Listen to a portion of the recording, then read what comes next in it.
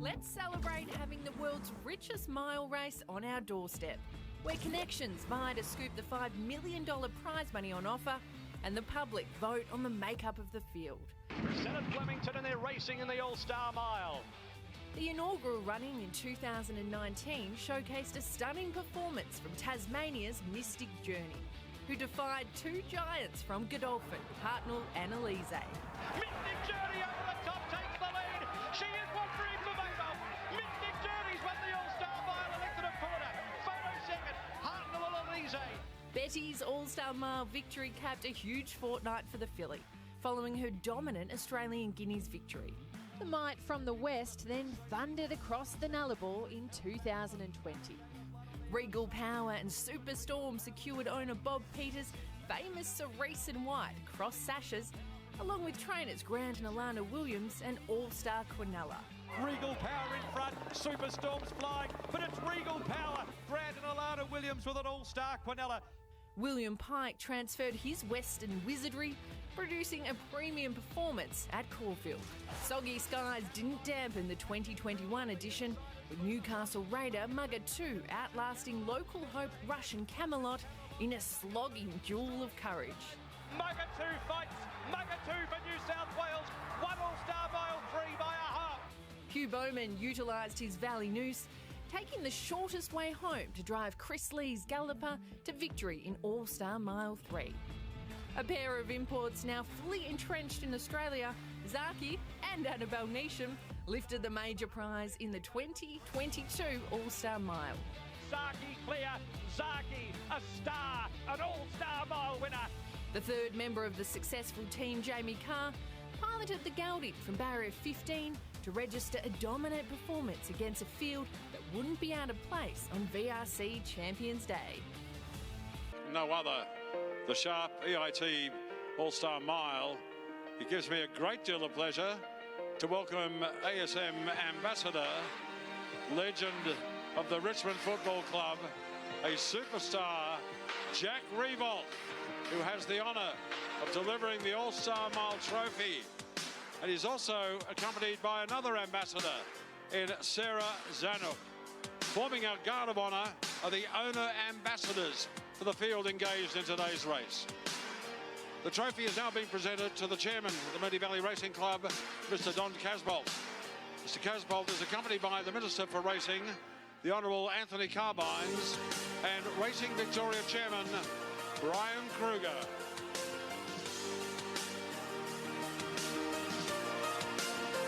It's not long to this wonderful race, the richest mile race in the world, is going to be taking place here at 5 o'clock. The sharp EIT All-Star Mile. We wish the riders and, of course, the horses the very best of luck. And thank you to Jack Revolt and Sarah Zanuck as our All-Star Mile owner ambassadors and our special guests as we count down to the running of the 2023 Sharp EIT All-Star Mile here at Moonee Valley.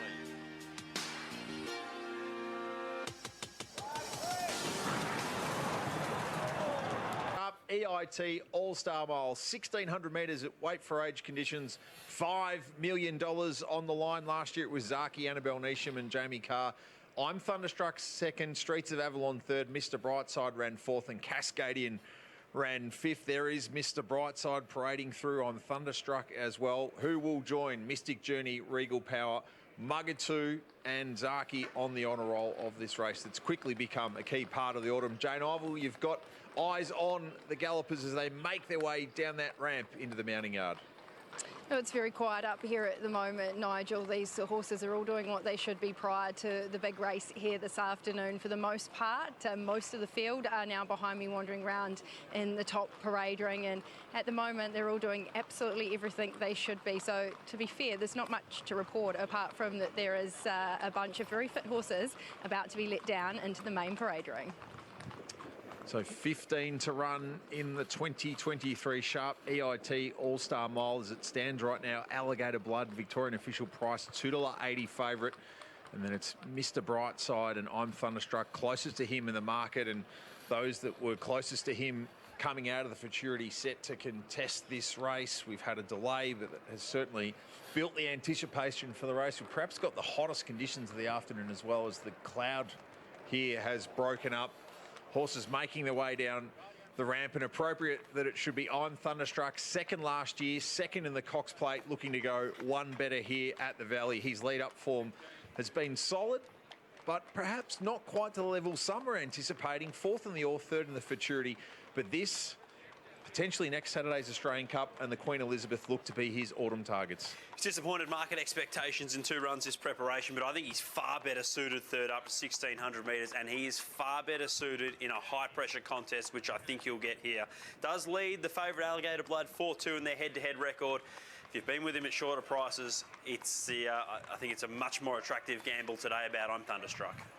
Really liked the improvement that he made between his first and second starts. He has really tightened up in terms of his condition. He brightened up in the coat, and he really didn't need to improve too much coming here today, but he's easily stepped into the yard at his peak this preparation. Horse 2 is Alligator Blood. Gai Waterhouse and Adrian Bott saddle up their first All-Star Mile runner. Blake Shin rode in the inaugural race aboard Happy Clapper. He's won 4 Group 1s since the Strad broke last year. The latest of them, the Futurity. It's an age since he ran as a favourite as a 3-year-old in this race in 2020. Beat his main rivals first up, and he's arguably got more improvement to come given the fact he was first up. His record at 14 to 1,600 metres is outstanding. He can settle on the speed, or if they want to go too hard, he can take a sit in behind them. I think he deserves favouritism. He beat his main rivals last time, and he's just a very good horse.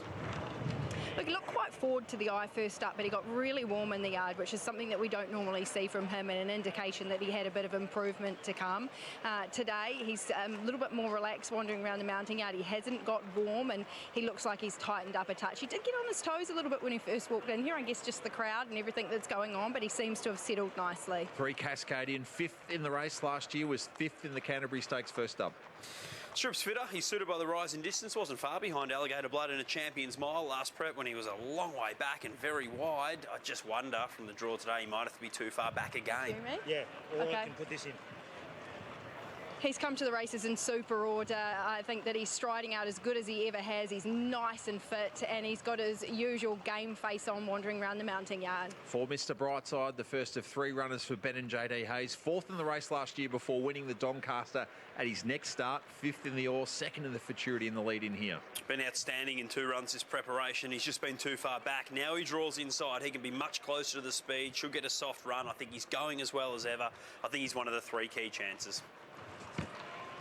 Yeah, he's another one that improved really nicely. Second up, third up here, he's definitely at his peak. He's a horse that I've loved the progress he's made this campaign, and he looks very good wandering around the mounting yard again. He just is so composed on race day. 5 Sosi Bond, the second of the Lindsay Park runners, 6th in this race in 2020, ran 2nd in the Carline 2 starts back.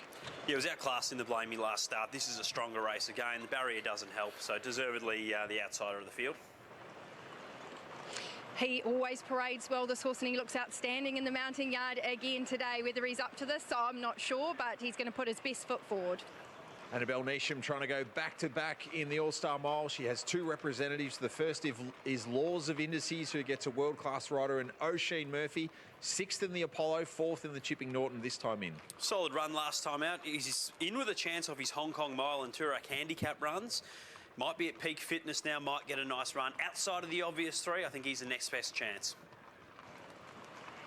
He's a good-looking horse. He's strong, he's powerful, he's well put together, nice and relaxed in the mounting yard, and he's probably got one of the best coats on him wandering around, a really rich, deep colour, so can't knock his parade. 7 Agon needing to turn some tables after runs in the Ore and Futurity. It was a nice run in the Ore. Might have already been looking for further last time out. That Champions Mile 4th, where he was beaten just under a length and a half, suggests he could run well. I just don't know if he can beat all of the leading 3 chances and win, so maybe a top 3 hope at best.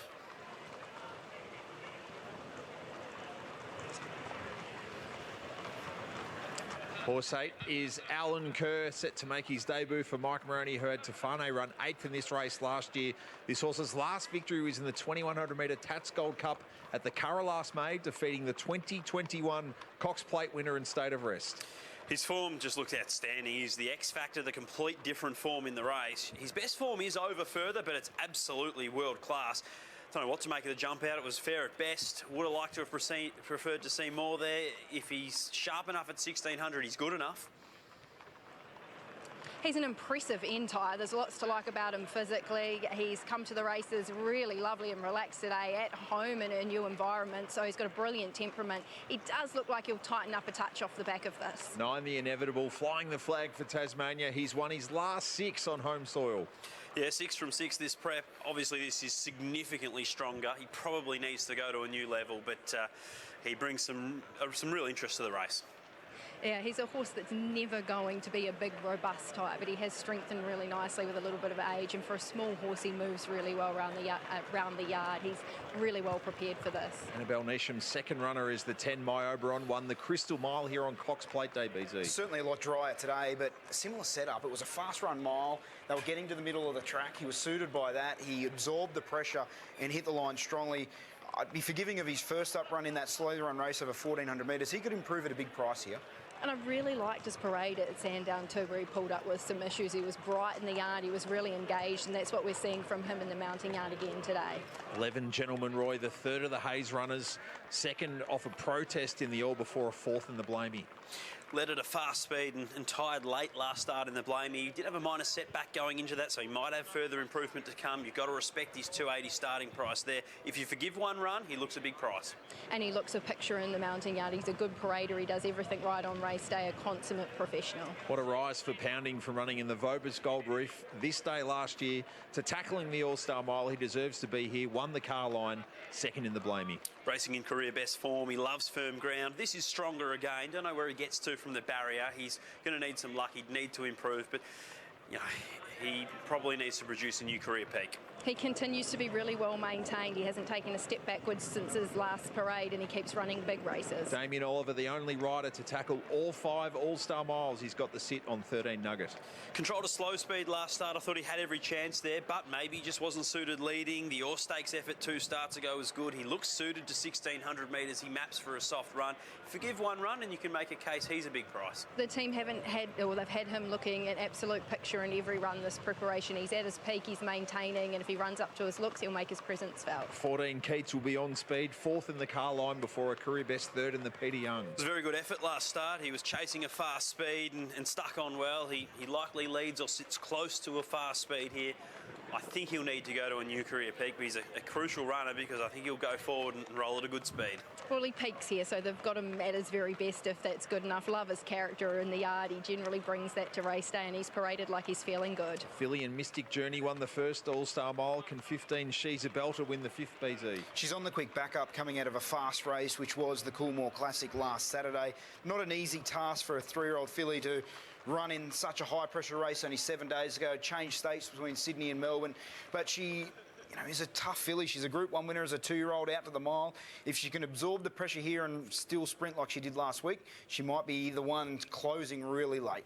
She is an athlete, so she's very well prepared, nice and fit for this, looks perfect in the coat, and she's got a brilliant attitude for a young horse, so you'd certainly give her a chance off the back of her parade. The Valley rumbled 2 years ago as Mugger2 and Russian Camelot duked it out in the driving rain. The view from the Best Bets chopper, a good crowd in at the Valley for the 5th running of the Sharp EIT All-Star Mile. These grandstands are going to shake, rattle and roll as they make their way for home in the $5 million Classic. I think there's 3 key chances, and I think of the 3, I'm Thunderstruck's the one that's the wrong price. High pressure, 1,600 metres, different scenario to his 2 runs this prep, and he can really improve here. Alligator Blood deserves favouritism. I just think there's too much of a gap between the 2. Mr. Brightside, the other key hope for me. I've got the same 2 tips here. Benazgari, I think a high pressure race. They're getting off the fence. They're blending in. That's an opportunity for I'm Thunderstruck to finish over the top. I won't be losing on the race if Alligator Blood wins, then back down to Mr. Brightside, but I'm playing 1, saving on 2. I'm with Mr. Brightside here. I think that he's paraded at his peak. I love his composure. He's one of the most relaxed horses wandering around the yard. So happy to be with Mr. Brightside here in the All-Star Mile. Okay, here we go. It's all about Alligator Blood. There'll be a lot of speed travelling down the hill the first time, but Alligator Blood's drawn perfect to avoid that. Mick Price is with us. He and Michael Kent Jr. trying to go one better in the All-Star Mile with I'm Thunderstruck this year. Mick, thanks so much for your time. It's been about getting to today, not so much what's been happening at Sandown in the lead-up runs. How's he improved?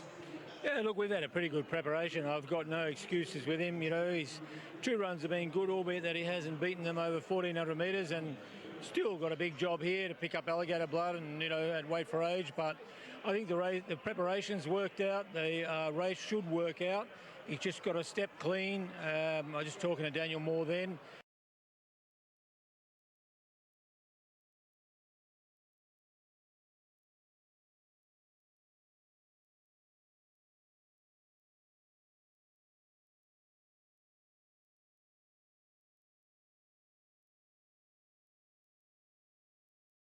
I wouldn't be making any excuses for him fitness-wise. You know, he's here. I'm thinking we're backing up in the Australian Cup, but been a warm day. Hasn't seemed to have been affected by anything, and it's probably a good idea that the horses are on course only 1 hour, which has benefited all the horses. So we'll see whether we go to the Australian Cup, but yeah, and then there's the Queen Elizabeth. I see him tackling another All-Star Mile. Hopefully he can go one better for you, Mick. Good luck. Thanks, Nigel. Mike Moroney comes in to have a updated chat, I suppose, on Alan Kerr. We touched in and checked in on him a little bit earlier on. Mike, how's he handled the hot weather? Yeah, really good, actually. And I suppose coming from the Arc where there is a crowd, he's actually soaked the crowd in all right, so that's a good sign. A lot of these English horses haven't seen crowds like this as a rule, but and a boisterous crowd because they're right behind every runner. So, but it hasn't fazed him. Look, he's been with the pony. We've taught him to do that. It's like his little blanket, and we're hoping that keeps him nice and cool and not that quiet that he's not going to want to race, but quiet enough to say that he's got the energy left to win it. For those who missed our conversation a little bit earlier this afternoon, where this horse is at and what you understand of him is chalk and cheese to what it was 2 weeks ago. Talk us through what you and the team have done in the last 14 days. Look, we've had to do a lot of thinking outside the square, and look, my experience has told me with the ones I've had, enough experience with him to say that he's gone the right way. But they're all individuals, and now as I'm a minute away, I'm starting to think, geez, there's probably something we've left unturned. I don't know what it is, but we've done our best anyway, so. Mike, all the best. Thank you. Let's go to Matt Hill for his call of the sharp EIT All-Star Mile. Inevitable. Can Tasmania win it again? My Oberon with Jamie Mott comes forward. Here is Keats. Keats goes up. Pounding joins the line. So Pounding goes up with Keats. Half the field in line for the All-Star Mile. Here's I'm Thunderstruck. Remember that run in the Cox Plate. He goes in with Daniel Moore aboard. The 3-year-old filly, She's a Belter, is about to join them. Laws of Indices. Been chasing Adamo its last 2, about to take a middle alley with Alligator Blood. Cascadian now 8 years of age. Wouldn't be a big mile race in Melbourne without Cascadian being there. Agon and also Sosibon. Harry Coffey wearing a red distinguishing cap. So they're just about right for the 5th running of the All-Star Mile. Agon goes in. Sosibon takes the outside, and the field is set for All-Star Mile 5. Racing.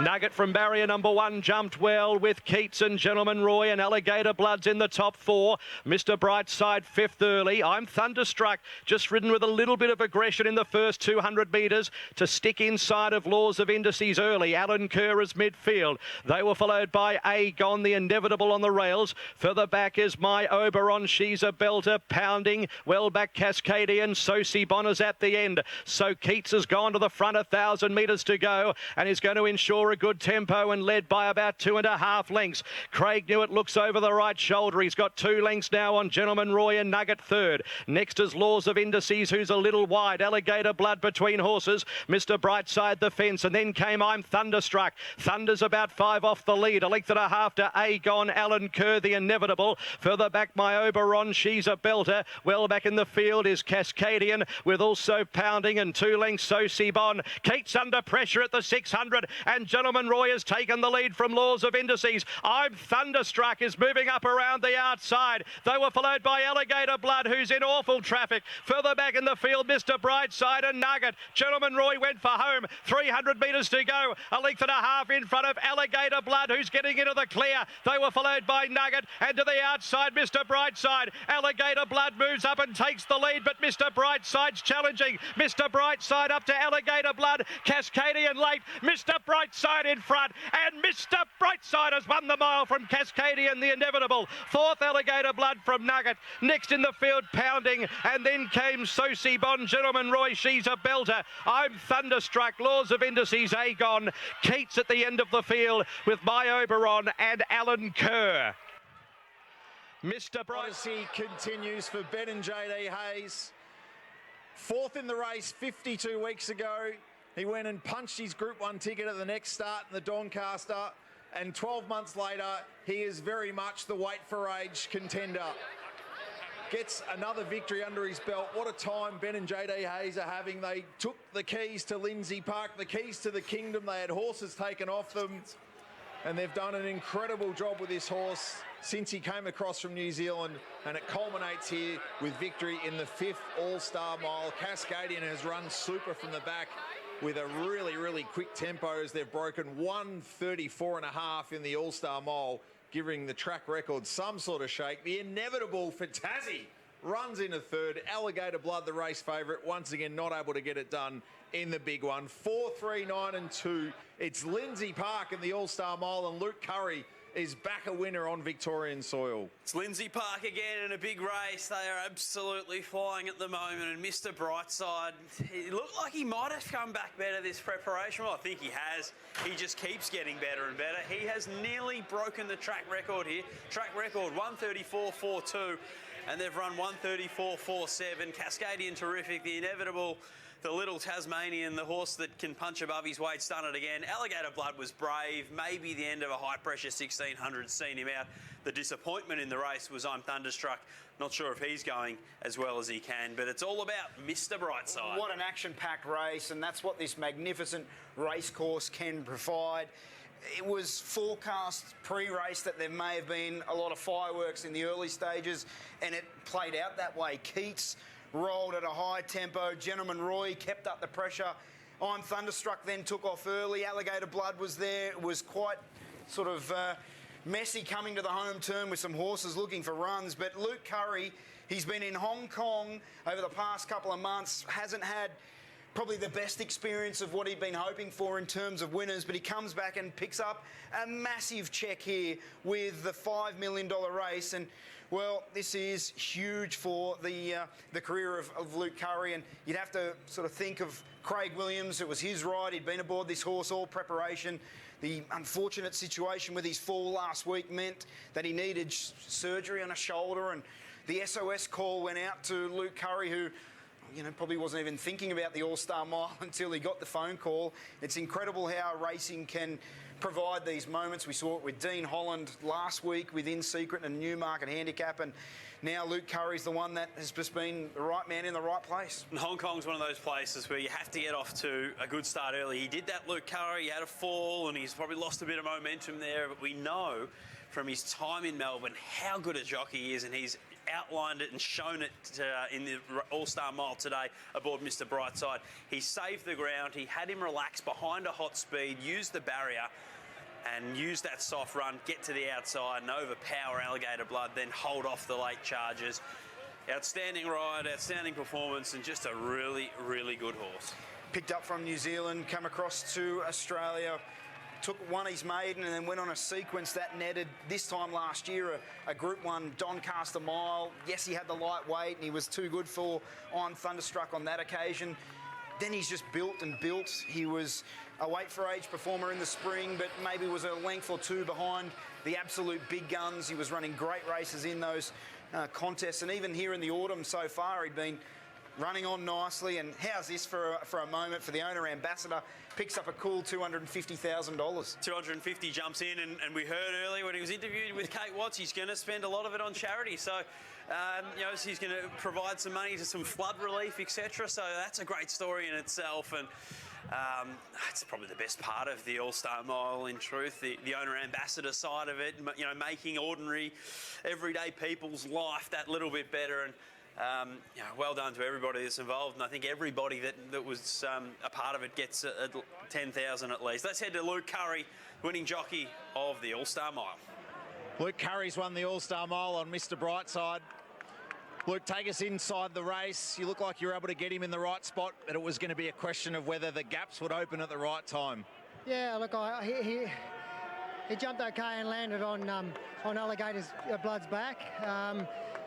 And then the way the race panned out, he ended up sort of back inside behind following Nugget on the fence. And when Daniel Moore sort of got going, the field bunched a little bit, and I was able to then come off and decide whether I'd try and follow Alligator Blood through or come out and have a good clear run and follow on Thunderstruck around them, which I elected to do. And Blake obviously weaved a bit of magic and got his way through, and I thought I might be all over from there. But my horse, geez, when he cornered, I knew he was in for the fight, and he was too strong today.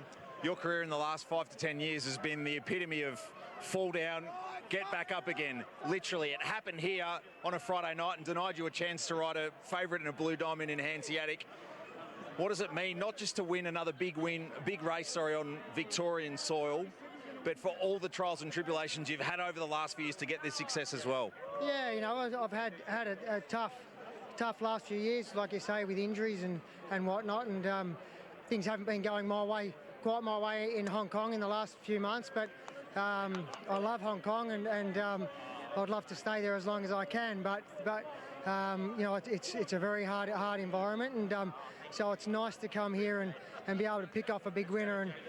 And you know, also for the Hayes boys, David Hayes has been a great supporter of mine in Hong Kong, and we haven't had a whole heap of luck together, but my first ride over there last year was for David Hayes and it won. So you know, I have to thank him and his family and JD and the boys here. You know, I can't thank them enough, and also Craig Williams, like you say.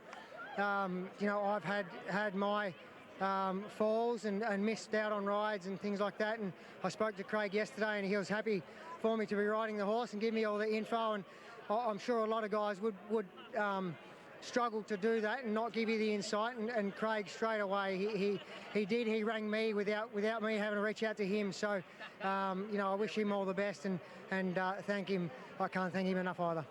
Luke, a timely reminder for everyone here and in Hong Kong of what an elite talent you are. Congratulations. Thank you very much. JD Hayes joins us after Mr. Brightside's won the All-Star Mile. Just let that phrase wash over you. This is the horse, JD, that in some respects has rebuilt Lindsay Park and Crichton's Creek for yourself and Ben. Can you believe it? He was. No, I'm still pinching myself, and for the team and Ben and I and everyone around us, it's just a huge thrill, and we're really having a bit of a purple patch at the moment, and hopefully it can keep going. But this horse, he's just a beautiful animal. He wears his heart in his sleeve, and he just tries so hard. So it was a 10 out of 10 ride by Luke Curry, and condolences go out to Craig. He put so much work into him. We had him right on the right day, and unfortunately one thing went another way with a fall, but it was a 10 out of 10 steer from Luke. Explain to us the improvement we've seen from him in this preparation, because everything in the aura and the futurity leading in, the signs were there that he was going to produce what he just has. Yeah, we really did feel like he had improved from last preparation, which he had to win a race like this, and he put on a lot more extra weight. He was about 40 kilos better than last preparation. He seems to just go from a boy to a man. He's really cemented himself in the senior side, I reckon. Like he's that improvement that you've seen to be able to come around and beat the likes of Alligator Blood, and they're very hard horses to get past, and he found a way today. Such a wonderful galloper. What a wonderful job by your entire team. JD, congratulations. Thank you very much. Appreciate it. We're joined by some pretty excited connections now. The owners of Mr. Brightside, guys, tell us about the concluding stages of that race.